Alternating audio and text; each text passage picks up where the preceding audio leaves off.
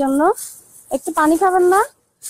সামাজিক যোগাযোগ মাধ্যমে ভিডিও প্রচারের পর দীর্ঘ ৬ বছর পর নোয়াখালী থেকে নিখোঁজ মানসিক ভারসাম্যহীন আনোয়ার হোসেন নামে এক যুবককে বান্দরবান থেকে খুঁজে পেয়েছে তার পরিবার।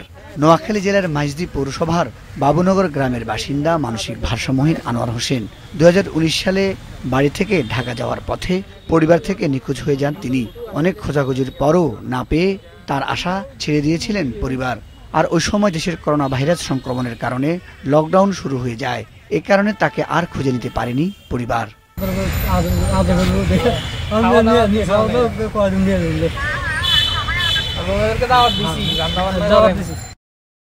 কিন্তু গত ৭ই জুন বান্দরবানের উম্মে হুরাইরা নামে এক কন্টেন্ট ক্রিয়েটর ফেসবুকে একটি ভিডিও আপ করে। পরে সেই ভিডিওতে আনোয়ার হোসেনকে তার পরিবার দেখে শনাক্ত করে এটি তাদের হারিয়ে যাওয়া সন্তান। পরে কন্টেন্ট ক্রিয়েটরের সাথে যোগাযোগ করে অবস্থান নিশ্চিত হয়ে বান্দরবান এসে দীর্ঘ ৬ বছর পর আনোয়ার হোসেনকে খুঁজে পায় তার পরিবার। এদিকে দীর্ঘদিন পরে কন্টেন্ট ক্রিয়েটরের ভিডিওর মাধ্যমে বান্দরবানে তাকে খুঁজে পাওয়ায় খুশি তার পরিবার। আসলে যিনি পাওয়া গেছে উনি আমার কাকা হয়, উনি আমার ছোট কাকা হয়। তো আজকে থেকে প্রায় 2019 সালের শেষের দিকে নভেম্বর ডিসেম্বরের দিকে উনি হুট করে একদিন আমাদের বাসা থেকে বের হয়েছে। আমরা ভাবছিলাম হয়তো কোনো খালার বাসায় যাওয়া বা হুড়ুর বাসায় যাবে, এই আশা করে আমরা প্রথমে কল দিইনি। পরে যখন একটা রাত পার হয়ে গেছে, পরে দেখলাম যে কারো বাসায় যায়নি, কন্ট্যাক্ট করলাম। কিন্তু এরপর থেকে আসলে মানে আমার সবাই টেনশন, সবার কাজ শুরু করছে যে আসলে কোথায় গেছে উনি, কারণ প্রায় একটা দিন পার হয়েছে, এমন কোনোদিন ঘটে নাই। আমরা সবাই রিল্যাক্স থাকলাম, কারণ উনি সবার বাসায় চিনতো। কয়েকদিন এই বাসায় যখন যা মন তা চলে যেত, একবার এই বাসায় একবার ওই বাসায়, তো এগুলো গুরুত্ব দিই। কিন্তু একদিন যখন কাটে গেছে কারো বাসায় যায় না, তখন আমাদের মাথা নাড়ছে জিনিসটা। তো তারপরে আমরা আশেপাশে পুলিশে আমাদের ছবি টবি ওনার সব জায়গায় দিছি। ইভেন কি আমরা যেখানে থাকছি, আমরা ঢাকা থাকছি, নোয়াখালী থাকছি, জামালপুরে আমার মানে আমার ফুফু মানে ওনার বোনের বাসা আছে। তো সব জায়গাতেই খোঁজ নিছি আমরা, যে উনি আছে কিনা, কিন্তু উনি কোনো জায়গায় পাই নাই। তারপর করোনা শুরু হয়ে গেল আসলে।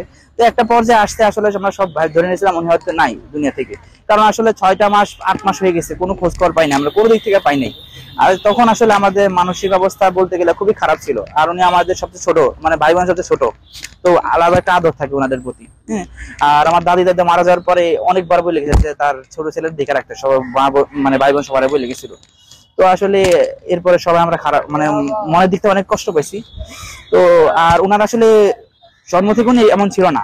উনি মেবি আমার মনে হয় উনি 15 নাকি 18 বছর পর থেকে তার এই সমস্যা শুরু হয়েছে। একবার ফার্স্টে আমাদের একটা মুরগির খামার ছিল, সেখানে মানে ঘরটার নিচে ছিল। তো মুরগি খামার, মুরগি থেকে অনেক মানে ঠান্ডা করার জন্য ফ্যান চালু করে রাখে যাতে গরম অতিষ্ঠ না হয়। তো একদিন আমার বাবা বলছে ওরে যে দুপুরবেলা বসে ওরে খাবার দিতে মুরগিকে। তো খাবার দিছে, খাবার দেওয়ার পরে ও হুট করে দাঁড়ায় গেছে। দাঁড়ায় যখন ফ্যানটা চলন্ত তার মাথায় লাগছে, মাথায় সাথে রক্ত খরণ অনেক হয়েছে, হাসপাতাল নিচে ছিঁড়ে দিছে। এরপর থেকে সে আস্তে আস্তে একটু মানে কথা কম, মানে ডাকলেও কথা কম শুনে, একটা মানে বুদ্ধি লাগে কাজ করবে সেরকম করতো না। উনি কিন্তু দেখলে চিনে, এখনো চিনে দেখলে আমাদের এই আমার ভাই কন, আমার কন, আমার ফুফু কন, মামা কন, সবাই দেখলে চিনে। আসলে আমার অনুভূতি আসলে এটা বলে বোঝানো পসিবল না, কারণ আমি আসলে আমরা একসময় ভাইবে নিছি জিনিসটা, যে ভাইবে নিছি উনি আর নাই। কিন্তু আসলে আল্লাহর অশেষের মধ্যে পাইছি, তেমন অনেক শুকরিয়া আদায় করি। আর সবচেয়ে বড় কথা হলো আপুর কথা, আমি আসলে এটা অনেকে ধন্যবাদ দিয়ে ছোট করবো না, কারণ উনি না থাকলে হতে পাইতাম না। কারণ আমরা একসময় সত্যি মন থেকে বলে যা ধরে নিয়েছিলাম নাই, কিন্তু একমাত্র ওনার একটা ভিডিওতে আমরা আশা যাচ্ছি উনি আছে দুনিয়াতে। তো আমরা অবশ্যই এখান থেকে নিয়ে, আমার কাকা আমাদের সাথে থাকবে, আমার আছে, আমার ফুফু আছে, অনেকজন আছে, যে যার বাসায় যে কদিন থাকতে মধ্যে থাকবে, আর ওনার ট্রিটমেন্টটা করাবো আমরা। উনি হচ্ছে আমার ছোট মামা। তো উনি 2019 সালের শেষের দিকে করোনার আগে হারাই যায় আর কি। এরপরে আমরা দীর্ঘ 6-7 মাস খোঁজাখুঁজি করি, পাই নাই। আর তখন তো লকডাউন পড়ে যাওয়ার কারণে দেশের হালচাল প্রায় চেঞ্জ হয়ে যায়। তো উনি আসলে আমার খালার বাসা, নানার বাড়ি, বড় খালার বাসা প্রায় 2 কিলো 1.5 কিলো এরকম ডিস্টেন্স। উনি যখন যার বাসায় ভালো লাগতো যাইতো, থাকতো, খাইতো, এই। কিন্তু কখনো এরকম মানে দূরে কোথাও যায় হারায় নাই, এরকম ঘটনা আর ঘটে নাই। তো আমরা ভাবতাম হয়তো বড় খালার বাসায় আছে, নানা বাড়িতে আছে। তো এইভাবে আস্তে আস্তে খোঁজ নিতে নিতে দেখি কারো বাসায় নাই। পরে আমরা অনেক খোঁজাখুঁজি করছি কিন্তু পাই নাই। এরপরে এই গত 2-3 দিন আগে আপুর একটা ভিডিও, ওই যে ঈদের দিনের আর কি খাওয়া দিতেছিল কোরবানির, ওই ভিডিওটা আমরা পাইছি। পাওয়ার পরে আমরা আসলে অনেকভাবে যোগাযোগ করার চেষ্টা করছি। এরপরে ফেসবুকে পেজে গেছি, ইউটিউবে গেছি, সব জায়গা থেকে পরে যাক আল্লাহর অশেষ রহমতে আমরা ওনার সাথে যোগাযোগ করতে পারছি, উনিও রেসপন্স করছে। তো এই ক্ষেত্রে এখন আমরা আসছি। আর আমাদের অনুভূতি বলতে, ওনাকে আমরা মানে আমার আম্মু আব্বু খালা অনেক আদর করতো। তো উনি হারাই যাওয়ার পর ওনারা অনেক কান্নাকাটি, এমনকি মানসিক ভাবে স্টেজ হয়ে গেছিল। তো এখন উনিও আমাদেরকে দেখলে সবসময় ভাগিনা আসতো, এই দেখাওয়া, দোকানে নিয়ে যাওয়া, 10 টাকা দিয়ে, আমরা মানে এগুলা অনেক ভালো লাগতো। কিন্তু উনি হারাই যাওয়ার পরে আমরা আসলে ওনাকে অনেক মিস করতাম। তারপরে খোঁজাখুঁজি করছি, পাই না।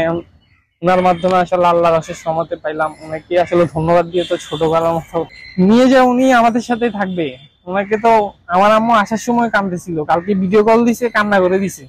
আমি আসার সময় আজকে কান্না করতেছে, বারবার আমাকে ফোন দিতেছে, 10 মিনিট মামা ফোন দিতেছে, বড় খালা ফোন দিতেছে, সবাই ফোন দিতেছে। কারণ ওনাকে এতদিন পরে পাইছি, এটাই আমরা শুকরিয়া আল্লাহর দরবারে। আনোয়ারের পরিবারের সদস্যরা জানান, একসময় মুরগির খামারে কাজ করতে গিয়ে মাথায় ফ্যানের আঘাত পেয়ে প্রচুর রক্তক্ষরণ হয় আনোয়ারের। এর কিছুদিন পরেই সাঁকো পার হতে গিয়ে পা পিছলে পড়ে বিদ্যুৎ স্পৃষ্ট হয় আনোয়ার। পরপর দুটি দুর্ঘটনার পর তার মানসিক সমস্যা দেখা দেয়, যার কারণে সে পরিবার থেকে হারিয়ে যায়।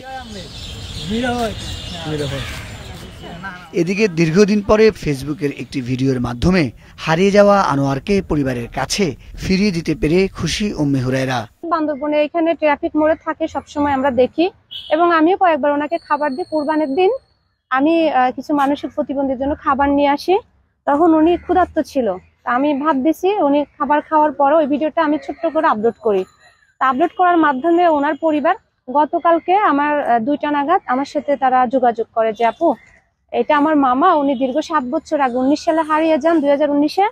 আমরা ওনার সন্ধান চাই। তা আমি জিজ্ঞেস করি, তখন আমি ছিলাম দোয়াজারিতে, আমি আপনারা কি নিবেন? বলে হ্যাঁ, আমি নিব। উনি ওনার মা বাপ কেউ নাই, কিন্তু উনি আমরাই দেখাশোনা করি। পর আমি বান্দরবনে আসি, এসে ওনাকে খুঁজি প্রায় 2 ঘন্টা। এখানে বাত রাখিনি কোথাও, আমার যারা টিমের ছোট ছোট ভাইরা আছেন ওনারা সহ। এক পর্যায়ে বাসায় যাওয়ার পরে আমরা একটা বান্দরবনবাসীতে একটা পোস্ট করি, ওইটার মাধ্যমে ভাইয়ার সন্ধানটা আমরা পাই 5 মিনিট পরে।